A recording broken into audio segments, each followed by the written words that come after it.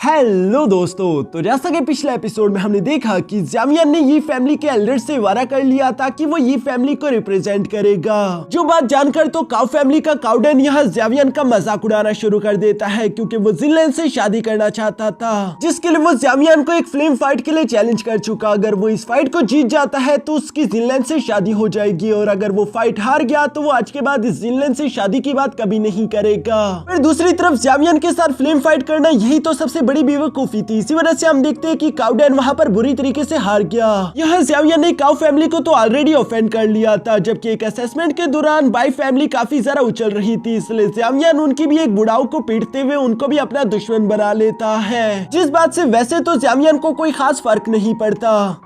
अब आगे तो नेक्स्ट एपिसोड की शुरुआत यहाँ बिल्कुल उसी सीन से शुरू होती है जहाँ ज़ावियन ये फैमिली के साथ डांटा सिटी आ चुका था ताकि वो फिलहाल कंपटीशन में हिस्सा ले सके। साथ ही साथ पिछले असेसमेंट की वजह से ज़ावियन को एक 7th ग्रेड एल्केमिस्ट का बैच भी मिल चुका है, जिसे देखकर वहाँ पर मौजूद सब लोग ही आपस में बातें करते हुए कह रहे थे कि ये लड़का तो काफी ज्यादा जवान है। आखिर कोई इतनी कम उम्र में ग्रेड 7 का एल्केमिस्ट कैसे बन सकता है, जबकि साथ ही साथ वो उसके आसपास के दोस्तों को भी देखते हुए समझ गए थे कि ये लड़का जरूर किसी पावरफुल बैकग्राउंड से होगा, क्योंकि ये फैमिली के मास्टर ये खुद इसे अपने साथ लेकर आए हैं। तभी अचानक वहाँ पर मौजूद दूसरा आदमी उसे बताता है कि शायद ये फैमिली का वो नया दामाद है जिसने जिनलैन से शादी कर ली, और यहाँ पर सब लोग उसी बारे में बात कर रहे थे। इसी वजह से ज़ावियन और जिनलैन को तो काफी ज्यादा एम्बैरेसमेंट फील होती है। जिनलैन और ज़ावियन को इस तरह से ब्लश करता हुआ देखकर मास्टर टियानहा और पॉइजन गर्ल भी उन्हें देखकर हंस रहे थे, जबकि ज़ावियन चारों तरफ यहाँ देखते हुए मास्टर यीज़ोंग को बताता है कि मुझे ये होली डांटा सिटी काफी ज्यादा पसंद आई। यहाँ के लोग काफी ज्यादा फ्रेंडली दिखाई दे रहे हैं, लेकिन अभी भी मुझे एक बात समझ नहीं आ रही, क्योंकि मैं जिन भी मेडिसिनल हर्ब्स को देख रहा हूँ वो काफी ज्यादा ऑर्डिनरी है। यहाँ पर कोई दूसरा एलेक्सर्स का मार्केट है? जो सुनकर वहाँ पर मौजूद जिनलैन ज़ावियन को जवाब देते हुए कहती है कि अगर आपको कुछ प्रीशियस मेडिसिन हर्ब खरीदने हैं फिर आपको वहाँ एल्केमिस्ट ट्रेडिंग मार्केट जाना चाहिए, जो कि स्पेशली आप जैसे एल्केमिस्ट के लिए मार्केट बनी हुई है, जहाँ पर आप जैसे काबिल एल्केमिस्ट को आसानी के साथ एंट्री भी मिल जाएगी। आप वहाँ पर जाइए, जबकि मैं यहीं पर रुककर आपके लिए बाकी के मेडिसिनल मटेरियल खरीदने की कोशिश करूंगी। ज़ावियन को भी जिनलैन का ये प्लान काफी ज्यादा अच्छा लगा, इसलिए वो अपने दोस्तों के साथ मिलकर अभी एल्केमिस्ट मार्केट की तरफ रवाना होने ही वाला था। तभी अचानक उसे अपने पीछे कुछ अजीब सी एनर्जी महसूस हुई, जो कि एक वर्ड स्काई हॉर्स की थी, जो कि एक बड़ा सा पोर्टल ओपन करते हुए फौरन यहाँ पर समन हो गया।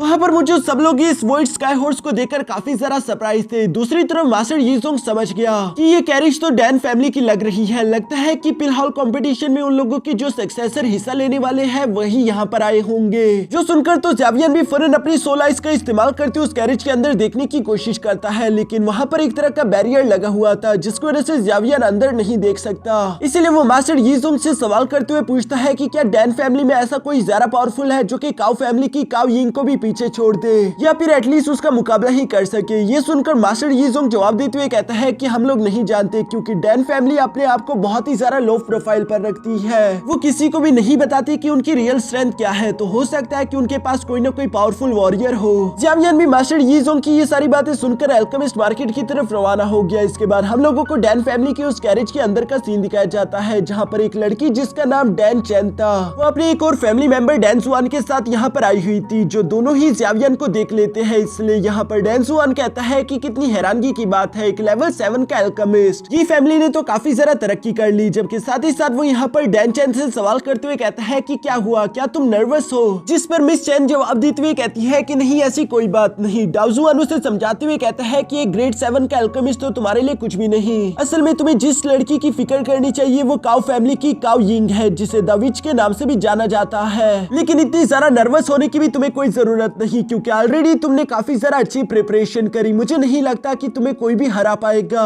मिस चैन भी डाउजुआन की सारी बातें सुनकर हमें सर हिलाती है। इसके बाद सीन शिफ्ट होकर दूसरी तरफ यहाँ ज़ावियन और उसके दोस्तों पर आ गया, जो कि एल्केमिस्ट मार्केट में इंटर हो चुके थे। तभी अचानक इन लोगों के सामने एक डोजंग लेवल का मास्टर आ जाता है, जो कि यहाँ का एक सिक्योरिटी इंचार्ज था। साथ ही साथ वो काफी ज्यादा अच्छा इंसान है, क्योंकि वो मुस्कुराकर इन लोगों को वेलकम करने के साथ साथ यहाँ पर सवाल करते हुए पूछता है कि बताओ आखिर तुम लोग यहाँ पर क्या खरीदना चाहोगे? मैं तुम्हें इस जगह का टूर दिलवा देता हूँ। अगर तुम खुद अपने आप से मेडिसिन ढूंढने की कोशिश करोगे तो तुम्हें काफी ज्यादा वक्त लग जाएगा। यहाँ ज़ावियन भी उनकी बातें सुनकर उन्हें जवाब देते हुए कहता है कि हम लोग यहाँ पर 3 मेडिसिनल हर्ब्स लेने के लिए आए हैं, जिसमें से पहला एक 10,000 ईयर स्पिरिट वाइन था, दूसरा ब्लड एसेंस डीमन फ्रूट और तीसरा था स्नोबोन गिनसेंग। जो सुनकर वो मास्टर जवाब देते हुए कहता है कि ये तीनों मेडिसिनल हर्ब्स काफी ज्यादा रेयर है। इस वक्त हम लोगों के पास स्पिरिट वाइन या फिर डीमन फ्रूट तो नहीं, लेकिन हाँ, जहाँ तक स्नोबोन गिनसेंग की बात है तो तुम्हारी किस्मत अच्छी है, क्योंकि अभी भी हम लोगों के पास एक स्नोबोन गिनसेंग मौजूद है। तुम आओ मेरे साथ, मैं तुम्हें वहाँ तक लेकर चलता हूँ। यहाँ ये सब कहने के बाद वो मास्टर ज़ावियर और उसके दोस्तों को एक दुकान के पास ले आया, जिसके सामने बहुत ही ज्यादा रश लगा हुआ था और वहाँ का मालिक भी काफी ज्यादा रूड लग रहा था, क्योंकि वो अपने कस्टमर से कहता है कि अगर तुम लोगों को खरीदारी नहीं करनी तो यहाँ से दफा हो जाओ, क्योंकि मैं यहाँ पर तुम लोगों को कोई भी डिस्काउंट नहीं दे सकता। तुम लोग मेरे साथ इस तरह से बावताव ना करो, क्योंकि इसका कोई फायदा नहीं होने वाला। जो सुनकर वो लोग भी जवाब देते हुए कहते हैं कि यार तुम तो काफी ज्यादा रूड हो, जबकि एक जवाब देते हुए कहता है कि ऐसी बात नहीं कि मैं तुम्हारी ये मेडिसिनल हर्ब खरीद नहीं सकता, लेकिन मुझे मोलताव करना पसंद है और तुम जब हमारे साथ बार्गेनिंग नहीं करोगे तो मुझे मजा कैसे आएगा। जो सुनकर तो शॉप ओनर ओल्ड यान को भी काफी ज्यादा गुस्सा आ गया था। तभी अचानक वहाँ पर वही मास्टर पहुँच जाता है, जो कि ओल्ड यान को ग्रीट करते हुए कहता है कि उम्मीद करता हूँ कि तुम्हारा बिजनेस अच्छा चल रहा हो। ये सुनकर ओल्ड यान गुस्से के साथ जवाब देते हुए कहता है कि क्या खाक अच्छा चल रहा है। सुबह सुबह ये लोग आकर मेरे सर पर खड़े हो गए और ये लोग मुझसे डिस्काउंट मांग रहे हैं। इन लोगों के मुताबिक मेरे सारे के सारे मेडिसिनल हर्ब काफी ज्यादा महंगे हैं। अगर ये लोग अफोर्ड ही नहीं कर सकते तो आखिर ये लोग इंटरनल मार्केट में आए क्यों, बाहर क्यों नहीं चले जाते, क्योंकि अब तो मैं इन लोगों को सर्व भी नहीं करने वाला। यहाँ पर उसकी ये सारी बातें सुनकर वो मास्टर ज़ावियर को बताता है कि ओल्ड यान काफी ज्यादा गुस्से वाला है, लेकिन मैं ये जरूर बता सकता हूँ कि इसके सारे के सारे मेडिसिनल हर्ब और मटेरियल्स काफी ज्यादा कमाल के होंगे। ये सब बोलते ही वो मास्टर यहाँ पर ओल्ड यान से कहता है कि तुम्हारे पास स्नोबोन गिनसेंग मौजूद है ना, इस लड़की को दिखाओ, ये खरीदना चाहेगा। जो सुनकर ओल्ड यान यहाँ गौर से ज़ावियर को देखते हुए कहता है कि क्या सच में तुम स्नोबोन गिनसेंग खरीदना चाहते हो। जो सुनकर तो ज़ावियर भी मुस्कुराते हुए हमें सर हिलाता है। तभी अचानक हम देखते हैं कि ओल्ड यान तीसी के साथ अपने पास से एक बॉक्स बाहर निकाल चुका, जिसके अंदर स्नोबोन गिनसेंग रखा हुआ था और वो ज़ावियर से कहता है कि ठीक है, मैं तुम्हें ये हर्ब एक 7 ग्रेड के एडवांस पिल के बदले दूंगा। जो सुनकर वहाँ पर मौजूद बाकी के लोग आपस में बातें करते हुए कहते हैं कि स्नोबोन गिनसेंग एक 7 ग्रेड पिल के बदले, देखो ये कितना सारा बेशर्म आदमी है, इसने इस हर्ब की कीमत भी इतनी ज्यादा महंगी लगा दी। दूसरी तरफ ज़ावियर यहाँ ये सारी बातें सुनते हुए ओल्ड यान से कहता है कि हाँ, तुम्हारा ये स्नोबोन गिनसेंग वाकई में काफी ज्यादा प्रीशियस ट्रेजर है, जिसका इस्तेमाल करके कोई भी 7 ग्रेड के एडवांस पिल को क्रिएट कर पाएगा। लेकिन तुम जानते हो ना कि 7 ग्रेड के एडवांस पिल को बनाने के लिए और भी कई सारे रेयर मेडिसिन को यहाँ गिनसेंग के साथ कंबाइन करके बनाना पड़ता है, और तुम तो सिर्फ एक स्नोबोन गिनसेंग के बदले ही मुझसे 7 ग्रेड की पिल मांग रहे हो, इसलिए ये थोड़ा सा एक्सपेंसिव हो गया। जो सुनकर ओल्ड यान जवाब देते हुए कहता है कि लड़के, लगता है कि तुम्हें काफी कुछ मालूम है, लेकिन मैं अपनी डील से नहीं बदलने वाला। मैं सिर्फ ये स्नोबोन गिनसेंग तभी दूंगा जब तुम मुझे एक 7 ग्रेड की एडवांस पिल दे सको, क्योंकि मुझे उस पिल की बहुत ही ज्यादा जरूरत है और मेरे पास सिर्फ एक ही स्नोबोन गिनसेंग मौजूद है। तो इसलिए जब तुम इस स्नोबोन गिनसेंग को अफोर्ड कर सको तभी यहाँ पर आना, अब तुम यहाँ से जा सकते हो। यहाँ उसकी ये सारी बातें सुनकर दूसरी तरफ ज़ावियर ने मुस्कुराते हुए फौरन अपने पास से एक पिल निकाल ली, जिसकी एनर्जी काफी ज्यादा हाई थी। वहाँ पर मुझे सब लोग इस पिल को देखते हुए कहते हैं कि ये तो प्योर हार्ट पिल है, जिसके बारे में हमने सुना है कि ये किसी भी अल्केमिस्ट का लेवल ब्रेक थ्रू करवाने के लिए काफी ज्यादा सफिशिएंट होगी। दूसरी तरफ ओल्ड यान भी उस पिल को देखकर काफी ज्यादा सरप्राइज खड़ा था। तभी अचानक ज़ावियर उसे जवाब देते हुए कहता है कि बेशक मेरे पास 7 ग्रेड की एडवांस पिल तो है, मैं स्नोबोन गिनसेंग को अफोर्ड तो कर सकता हूँ, लेकिन तुम्हारी कीमत काफी ज्यादा है, इसलिए मैं ये नहीं खरीदने वाला। ये कहती ज़ावियर अभी वहाँ से जाने ही वाला था। तभी अचानक ओल्ड यान तीसी के साथ भागते हुए आकर फौरन से ज़ावियर को रोकते हुए कहता है कि रुक जाओ, मुझे ये प्योर हार्ट पिल काफी ज्यादा अच्छी लगी। हाँ, बेशक इस डील में मेरा थोड़ा सा फायदा भी है, लेकिन मैं तुम्हें भी इसके बदले कुछ और दे सकता हूँ। तुम स्नोबोन गिनसेंग के अलावा कुछ और मेडिसिनल हर्ब भी ले सकते हो।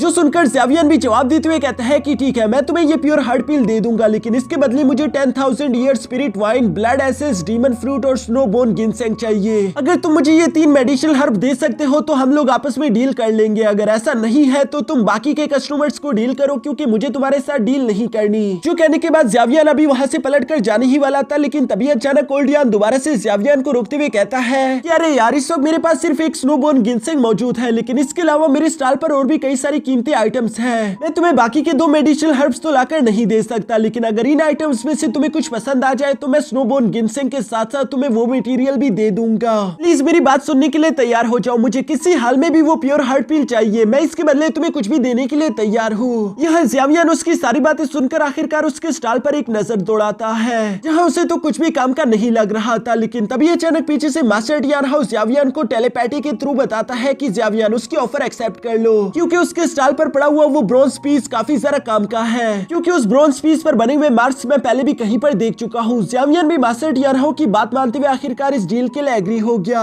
इसीलिए वो धीरे से आगे आकर वहाँ पर मौजूद टेबल पर पड़े हुए आइटम्स को देखने शुरू हो गया और वो आखिर में यहाँ इस ब्रोंज पीस को देखकर कहता है कि ये ब्रोंज पीस काफी ज्यादा इंटरेस्टिंग है, स्नोबोर्न गिनसेंग के साथ मैं ये लेना चाहूंगा। जो सुनकर ओलियान तो फौरन इस बात के लिए मान गया, जबकि साथ ही साथ वो ज़्यावियन के लिए उसके आइटम्स को पैक करना भी शुरू कर देता है। बाकी के सब लोग यहाँ पर ओलियान को देखते हुए कहते हैं कि देखो इतनी जल्दी ही अपनी औकात पर आ गया। पहले तो ये कह रहा था कि मुझे तुम लोगों के साथ जरा सी भी बार्गेनिंग नहीं करनी, लेकिन अब देखो ये ज़्यावियन के सामने कुछ भी करने के लिए तैयार है, जैसे कि ज़्यावियन ने इसे हिप्नोटाइज करके अपने वश में कर लिया हो। लेकिन दूसरी तरफ हम देखते हैं कि ओलियान ने आखिरकार इन लोगों के सामने अपनी सच्चाई रख दी थी। वो ज़्यावियन को उसके आइटम पेश करते हुए कहता है कि ये डील मेरे लिए काफी ज्यादा इंपॉर्टेंट है, क्योंकि ये 7 ग्रेड की पिल मुझे अपने लिए नहीं बल्कि अपने बेटे के लिए चाहिए। वो एक बहुत ही अच्छा अल्केमिस्ट है, लेकिन पिछले कुछ सालों से वो अपना लेवल ब्रेक थ्रू नहीं कर पा रहा, जिसकी वजह से वो डिप्रेशन में चला गया। और किसी बाप के लिए अपने बेटे को यूं तकलीफ में देखने से बड़ी तकलीफ तो हो ही नहीं सकती। इसीलिए अब मैं सिर्फ उम्मीद ही कर सकता हूँ कि ये प्योर हार्ट पिल उसके लेवल ब्रेक थ्रू करने में मदद कर दे।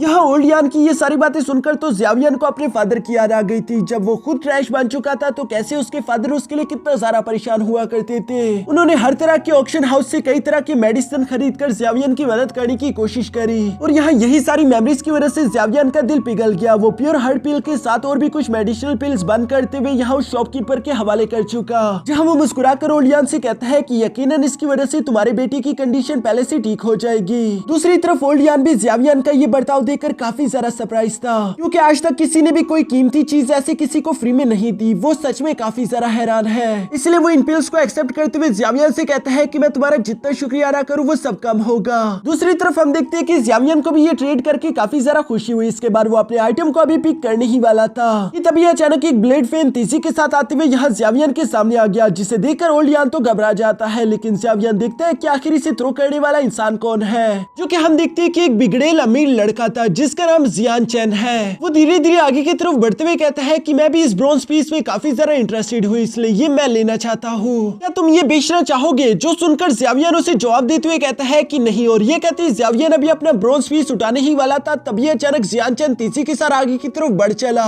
जहाँ इससे पहले कि वो ब्रॉन्ज पीस को टच भी कर पाता, ज़्यावियन उसका हाथ पकड़ते हुए उसे पीछे हटा देता है। साथ ही हम देखते हैं कि ज़्यावियन यहाँ तेजी के साथ जंप करते हुए ज़्याओ चेन को किक करने की कोशिश करता है, लेकिन वो उस अटैक को डॉज करते हुए फौरन से पीछे की तरफ हट गया। अपने यंग मास्टर पर इस तरह से हमला होता हुआ देखकर उसके दो एल्डर भी तेजी के साथ आगे की तरफ बढ़ते हुए ज़्यावियन से फाइट लेना चाहते थे, लेकिन तभी अचानक यहाँ ज़्यावियन के सामने पॉइजन गर्ल और मास्टर यानहाओ आके खड़े हो गए, जिनकी पावर काफी ज्यादा टेरिफाइंग थी। वो दोनों एल्डर्स भी समझ गए थे ये दोनों तो डोजो लेवल के मास्टर्स हैं, इनसे पंगा नहीं लेना चाहिए। जबकि पॉइजन गर्ल उनसे कहती है कि क्या तुम लोग पागल हो चुके हो जो इस तरह से हम लोगों से जबरदस्ती को छीना चाहते हो। यहाँ ये सारी बातें सुनकर ज़्याओ चेन आगे की तरफ आते हुए कहता है कि मेरा नाम है ज़्याओ चेन, मैं ज़्याओमिंग मिस्टिक पैलेस से हूँ, मैं जानना चाहूंगा कि आखिर तुम्हारा नाम क्या है। जो सुनकर ज़्यावियन उसे जवाब देते हुए कहता है कि भाड़ में जाओ। ये कहती ज़्यावियन अपने दोस्तों को लेकर अभी वहाँ से जाने ही वाला था, लेकिन ज़ियान चेन को ये बात बिल्कुल भी अच्छी नहीं लगती, इसलिए वो अपने एल्डर्स को इशारा करता है कि इसका रास्ता रोको। जो सुनकर उसके दोनों एल्डर्स बिल्कुल ऐसा ही करते हैं, लेकिन हम देखते हैं कि वहाँ पर मास्टर यानहाओ और पॉइजन गर्ल ने भी अपनी पावर एक्टिवेट कर ली थी, और वो दोनों अब काफी ज्यादा गुस्से में है। जहाँ पॉइजन गर्ल उन दोनों एल्डर्स से कहती है कि सिर्फ 3 सेकंड, अगर 3 सेकंड में तुम दोनों हमारे सामने से ना हटे तो तुम दोनों मारे जाओगे।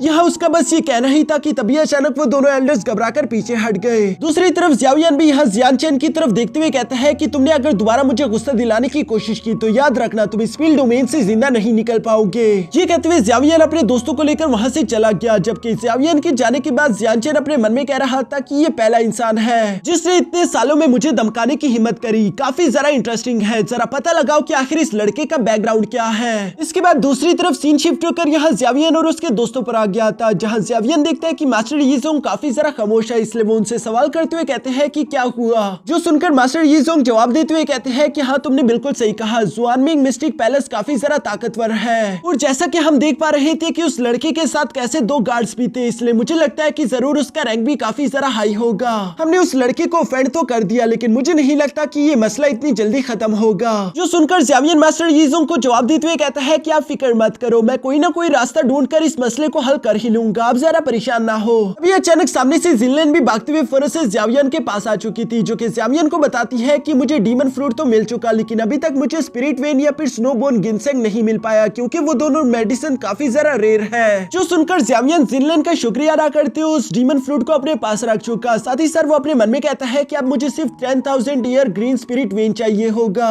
उसके बाद बोन ग्रोविंग ब्लड फ्यूजन पिल बनाने के लिए मेरे सारे इंग्रेडिएंट्स पूरे हो जाएंगे। इसके बाद हम लोगों को रात का सीन दिखाया जाता है जहां मास्टर यीजोंग ज़ावियन और उसके दोस्तों को अपनी एक ही फैमिली की प्रॉपर्टी पर ले आया था, लेकिन वो जगह काफी जरा भयावह लग रही थी। जहां मास्टर यीजोंग बताता है कि जब से हमारी फैमिली का डिक्लाइन हुआ उसके बाद कोई भी नहीं बचा कि हम इस जगह को मेंटेन कर सके, इसलिए मैं इस जगह की कंडीशन के लिए तुमसे माफी मांगना चाहूंगा। जो सुनकर ज़ावियन जवाब देते हुए कहता है कि ये जगह काफी ज्यादा कीमती है, हम तो इसी बात से खुश है कि एटलीस्ट हम लोगों को डांटा सिटी में कोई जगह रहने के लिए मिल गई। मास्टर यीजोंग को भी ये सुनकर काफी ज्यादा अच्छा महसूस हुआ। वो ज़ावियन से कहते हैं कि अब आराम कर लो क्योंकि कल के दिन असेसमेंट डे होने वाला है 5 ग्रेट मेजर फैमिलीज कंपटीशन का। जो सब कहने के बाद मास्टर यीजोंग इन लोगों को अलविदा कहते हुए वहां से वापस रवाना हो गए। इसके बाद हम लोगों को घर के अंदर का सीन दिखाया जाता है जहां ज़ावियन उस ब्रोंज पीस को बाहर निकालते हुए यहाँ मास्टर टियानहाउ से कहता है कि क्या सच में ये ब्रोंज पीस एक एंशिएंट टाइम का ही ट्रेजर है ना, क्योंकि इसे देखकर तो मुझे ऐसा बिल्कुल भी नहीं लग रहा। जो सुनकर दूसरी तरफ वाइन पीते हुए मास्टर टियानहाउ ज़ावियन को जवाब देते हुए कहते हैं कि बेशक लड़के तुम काफी ज्यादा ताकतवर हो चुके हो, लेकिन अभी भी तुम्हें मेरी जितना एक्सपीरियंस तो नहीं है। ये कहते साथ ही वो अपने सामने मौजूद उस ब्रोंज पीस की जेड पर एक फूंक मारते हैं जिसके ऊपर से सारा जंग हट गया। साथ ही साथ मास्टर टियानहाउ ज़ावियन को बताते हैं कि ये ब्रोंज जेड लॉकेट किसी काम का नहीं बल्कि असली ट्रेजर तो इस पर लगा हुआ ये जंग है जिससे बनने में पूरे 1000 साल लगते हैं। ज़ावियन को तो अभी भी कुछ खास समझ नहीं आ रहा था, इसलिए मास्टर टियानहाउ कहते हैं कि जंग पर अपना ग्लेज फ्लेम का इस्तेमाल करो। जो सुनकर ज़ावियन ने बिल्कुल ऐसे ही करने की कोशिश की और धीरे धीरे हम देखते हैं कि वो जंग एक तरह की गोल्डन एनर्जी में बदल गई जिनसे 5 गोल्डन कलर के पिल्स बन जाते हैं। यहाँ मास्टर टियानहाउ उन्हें देखकर कहते हैं कि ये है जेड स्पिरिट पाउडर। ये Z spirit powder ancient time में काफी ज्यादा कीमती हुआ करता था क्योंकि इसका इस्तेमाल करते हुए कोई 8 ग्रेड की पिल या फिर उससे हाई लेवल की पिल भी जनरेट कर सकता है। साथ ही साथ मैंने सुना है कि अगर इस जेड स्पिरिट पाउडर का इस्तेमाल करते हुए अपनी सोल को नरिश किया जाए तो आप स्पिरिट रेल्म में इंटर कर सकते हो, जो कि एक बहुत ही ज्यादा powerful ancient soul cultivation method है, लेकिन वो अब कहीं खो चुका। कोई भी इसके बारे में ज्यादा डिटेल नहीं जानता। जो सारी बातें सुनकर ज़ावियन मास्टर टियानहाउ को जवाब देते हुए कहता है कि इसका मतलब फिर हमें मास्टर याओलाओ का ही वेट करना होगा, वही हमें इसके बारे में ज्यादा इंफॉर्मेशन दे पाएंगे। जो सुनकर मास्टर टियानहाउ जवाब देते हुए कहते हैं कि मुझे जो कुछ पता था वो सब कुछ मैंने बता दिया, बाकी कुछ तुम्हें सब कुछ धीरे धीरे खुद ही मालूम हो जाएगा, इसलिए मैं जा रहा हूँ। ये कहते हुए मास्टर टियानहाउ वहाँ से सोने के लिए रवाना हो जाते हैं। दूसरी तरफ हम ज़ावियन को देखते हैं जो कि अभी भी उन गोल्डन पिल्स को देख रहा था। तभी अचानक उन जेड स्पिरिट पाउडर में से एक पिल तेजी के साथ उड़ते हुए फुर्र से ज़ावियन के माथे के अंदर इंटर हो गई, जिसकी वजह से ज़ावियन को तो बहुत ही ज्यादा तकलीफ हो रही थी। जहाँ इस तकलीफ को बर्दाश्त करते करते अचानक ही हम देखते हैं कि ज़ावियन कहीं पर टेलीपोर्ट हो गया। वो अपने आसपास की एनर्जी को देखते हुए कहता है कि क्या ये सारी की सारी स्पिरिट एनर्जी है। ये कहते हुए ज़ावियन अपने आसपास की जगह को देख ही रहा था। तभी अचानक ज़ावियन के सामने वहाँ पर एक होली स्पिरिट समन हो गई, जो कि ज़ावियन को बताता है कि वो इस जगह का गार्ड है, तुम यहाँ की स्पिरिट एनर्जी को एब्सॉर्ब करते हुए अपनी सोल को नरिश कर सकते हो। ज़ावियन भी यहाँ पर उस हेवनली मास्टर की ये बातें सुनकर वहीं पर बैठते हुए उस स्पिरिट एनर्जी को एब्सॉर्ब करने शुरू हो गया ताकि वो अपनी सोल कल्टीवेशन करते हुए खुद की सोल को स्ट्रॉन्ग कर सके। इस सोल कल्टीवेशन के दौरान ज़ावियन की बॉडी से निकलने वाली वो सोल एनर्जी काफी ज्यादा काम की थी, जो कि किसी भी बेजान चीज में जान भर देती है। साथ ही साथ हम देखते हैं कि वो एनर्जी ज़ावियन की सोल को उसकी बॉडी से बाहर भी ले आती है। ज़ावियन ये देखकर काफी ज्यादा हैरान था कि वो इस वक्त सोल फॉर्म में है। वो अपने सोल फॉर्म में एक एनर्जी का पीछा करते हुए आसपास की जगह को देख रहा था। ये सारा सीन काफी ज्यादा खूबसूरत था। तभी अचानक ज़ावियन को अपने सामने एक पर्पल कलर का स्मोक दिखाई देता है, जो कि असल में कुछ और नहीं बल्कि 3000 बर्निंग फ्लेम था। ज़ावियन तो ये देखकर काफी ज्यादा हैरान हो चुका था, पर तभी अचानक ज़ावियन के सामने एक और सोल मास्टर आ जाता है, जो कि ज़ावियन पर एक सोल अटैक करते हुए कहता है कि कौन है जो कि हमारे स्टार रीजन पर स्पाई करने की कोशिश कर रहा है। यहाँ इस सोल अटैक की वजह से हम देखते हैं कि ज़ावियन का सोल फॉर्म फौरन से टूट गया और वो वापस से होश में आ जाता है, लेकिन उसका सर भी काफी तेजी के साथ चकरा रहा था। ज़ावियन खुद को संभालते हुए कहता है कि आखिर वो मास्टर था कौन जिसके सिर्फ कुछ वर्ड्स ने ही ऑलमोस्ट मेरी सोल को शैटर कर दिया था। साथ ही साथ अब मुझे एक काम की बात भी मालूम हो चुकी है कि डांटा सिटी के स्टार रीजन में ही 3000 बर्निंग फ्लेम मौजूद है। अब तो बस मुझे सिर्फ खुद को ताकतवर करना होगा ताकि सही मौका आने पर मैं वो फ्लेम अपने लिए हासिल कर सकूं। यहाँ ज़ावियन के ये सब कहने के बाद सीन शिफ्ट होकर दूसरी तरफ स्टार रीजन के उसी मास्टर पर आ गया था, जिसके साथ वहाँ पर 2 और मास्टर्स भी मौजूद थे। और वो मास्टर अपने साथ मौजूद एक लेडी मास्टर को बताता है कि आज के दिन कोई हमारे स्टार रीजन पर स्पाई कर रहा था। ये तो अच्छा हुआ कि उसने 3000 बर्निंग फ्लेम को जगाया नहीं, वरना बहुत बड़ी प्रॉब्लम हो जाती। जो सुनकर वो लेडी मास्टर सवाल करते हुए पूछती है कि क्या पता लगा पाए कि आखिर वो जासूस था कौन, जिस पर फर्स्ट मिस्टीरियस मास्टर जवाब देते हुए कहता है कि नहीं ये तो मैं नहीं जानता, लेकिन हाँ ये बात सच है कि उसकी सोल पावर वाकई में काफी ज्यादा इंप्रेसिव थी। शायद वो अभी अभी नया स्पिरिट रेल्म में इंटर हुआ था। ये स्पिरिट रेल्म का सुनकर तो वहाँ पर मौजूद तीसरा मास्टर सवाल करते हुए कहता है कि कहीं वो हॉल ऑफ सोल का कोई वॉरियर तो नहीं होगा, जिस पर फर्स्ट मिस्टीरियस मास्टर जवाब देते हुए कहता है कि हाँ, हॉल ऑफ सोल चारों तरफ दुनिया में से अल्केमिस्ट की सोल को तो इकट्ठा कर रहा है, तो शायद मे बी ये काम भी उन्हीं का हो। वैसे भी मैंने सुना है कि उन लोगों ने याओ लाओ की सोल को भी कैप्चर कर लिया। यहाँ याओ लाओ का सुनकर तो उस लेडी मास्टर को काफी सारा बुरा लगा, क्योंकि ये तीनों ही याओ चैन को जानते थे। तभी अचानक वहाँ पर वो तीसरा मास्टर यहाँ फर्स्ट मिस्टीरियस मास्टर को बताता है कि मैंने सुना है कि ये फैमिली को रिप्रेजेंट करने वाला लड़का याओ चैन का ही डिसाइपल है। जो सुनकर वो लेडी मास्टर जवाब देते हुए कहती है कि याओ लाओ का डिसाइपल, फिर तो मुझे उससे मिलना ही होगा। यहाँ इन तीनों एल्डर्स की बातें सुनकर ऐसा लगता है कि ये लोग पिल हॉल के मास्टर्स होंगे, जो कि मास्टर याओ लाओ के अच्छे दोस्त भी है। और इसी मिस्टीरियस कन्वर्सेशन के साथ हमारा ये एपिसोड यहीं पर खत्म हो गया।